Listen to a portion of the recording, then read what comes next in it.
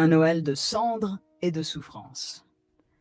C'était le jour de Noël, un jour censé être dédié à la célébration, à la prière, au rassemblement en famille. Dans notre petit village, nous avions prévu d'aller à l'église, de manger ensemble et de célébrer la naissance de Jésus. Mais ce jour-là est devenu celui où nos vies ont été bouleversées. Un jour qui, quand j'y repense maintenant, me rappelle l'odeur des flammes, comme si l'air lui-même voulait étouffer notre esprit.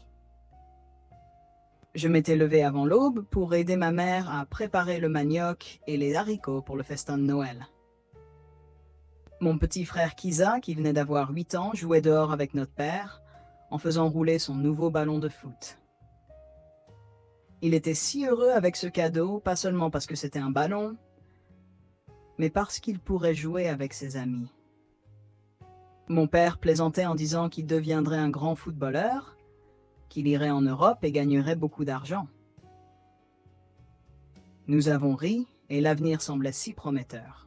Nous n'avions aucune idée de la terreur qui s'approchait. Le premier signe d'avertissement fut un grondement lointain, semblable à un coup de tonnerre, mais le ciel était bleu et clair. Nous avons pensé que c'était des troupeaux de bétail ou le vent dans les arbres. Mais ce n'est que lorsque nous avons entendu le bruit des coups de feu que nous avons compris que quelque chose d'horrible se passait. Ils étaient là.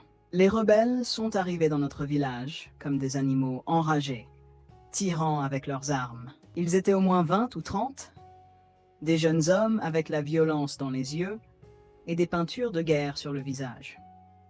Certains portaient des fusils, d'autres des machettes ou des gourdins hérissés de clous.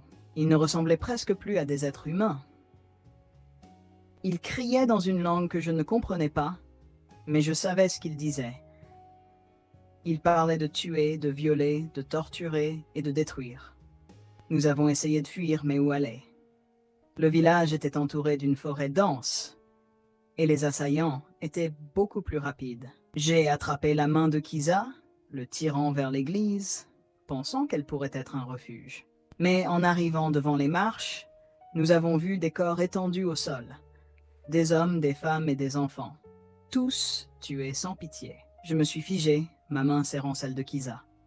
Il ne comprenait pas ce qui se passait et me demandait sans cesse: « Ma sœur, que se passe-t-il » Je savais, mais je n'avais ni les mots ni le courage de lui dire.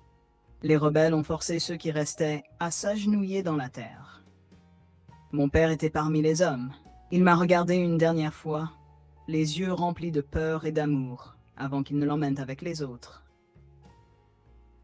Je ne l'ai jamais revu.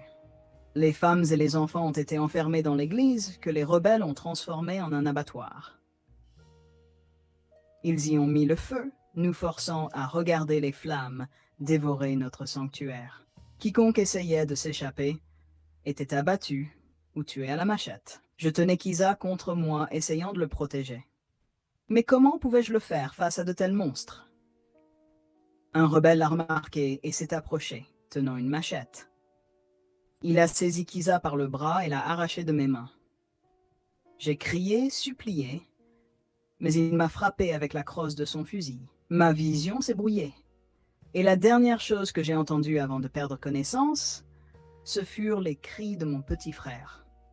Quand je me suis réveillé, le village était silencieux, sauf pour le crépitement des flammes et les gémissements des blessés.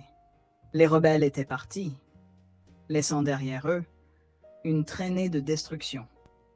J'ai cherché partout, appelant Kiza, ma mère, quelqu'un. Mais la seule réponse était le silence. J'ai trouvé ma mère parmi les morts, ses yeux vides fixant le ciel. Quant à Kiza, il était introuvable. J'ai fouillé la forêt et les villages environnants pendant des jours, sans succès. Je crains qu'il ait été enlevé par les rebelles, peut-être pour être réduit en esclavage, ou transformé en enfant soldat. Des années ont passé, mais les blessures restent ouvertes. Je revois les visages des morts dans mes rêves. J'entends leurs cris. Je sens la chaleur des flammes. Je me demande pourquoi le monde n'a rien fait pour arrêter cela. Nous avons été oubliés. Je raconte cette histoire non pas pour susciter de la pitié, mais pour que le monde sache ce qui s'est passé. pour que justice et paix soient rendues, pour Kiza, pour ma famille, pour notre village et pour les générations à venir.